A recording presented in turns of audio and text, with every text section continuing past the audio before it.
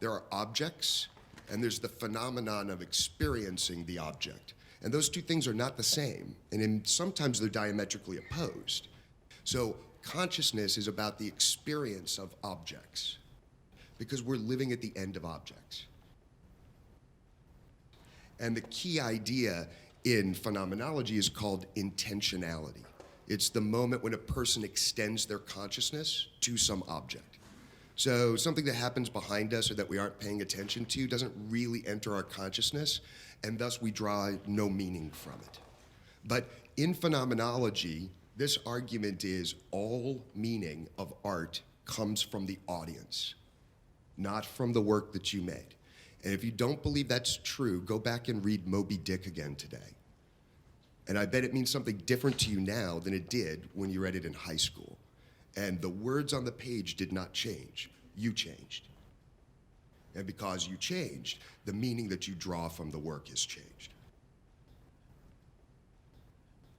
And that teaches us that all media happens somewhere, and we could design that somewhere too.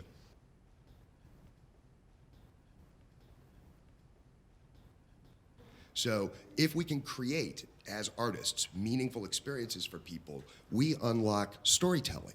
Not our storytelling, their storytelling. Because now our work is part of their life experience. So in this worldview, you don't put the object that we're making in the center. You put the audience in the center. Literally, they are the noun of the subject. They are the subject. And the object is just this thing that allows a certain potential to happen. And all of that craftsmanship that we love to obsess about, the audience never even sees that.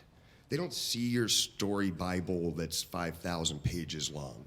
They don't see the other pieces of work that they might be able to experience later. There's only that one moment of experience. And that means we study the universal principles of how people experience everything.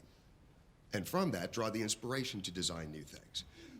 Just like Jean-Paul Sartre did, who got super excited about phenomenology in literature and brought us the idea that our ideas are only the product of our experience.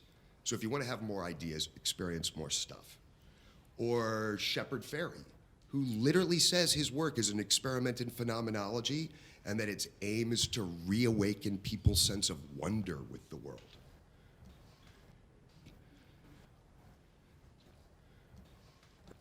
An artist named Claude Monet read these theories, and his work was changed forever. He started to bring canvases in a wheelbarrow out to the same field and paint this same pair of haystacks with the idea that his job wasn't really to capture the object, it was to capture the experience of the object.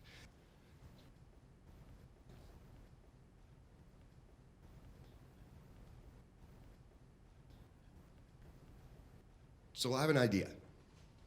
Every other discipline that absorbed phenomenology into it produced something wonderful. But the internet has never had a phenomenology movement. And all art movements start with a small group of friends and try to pull out some of these ideas that I think might give us a new way to talk about the work we're already doing, and that process might lead us to do new work.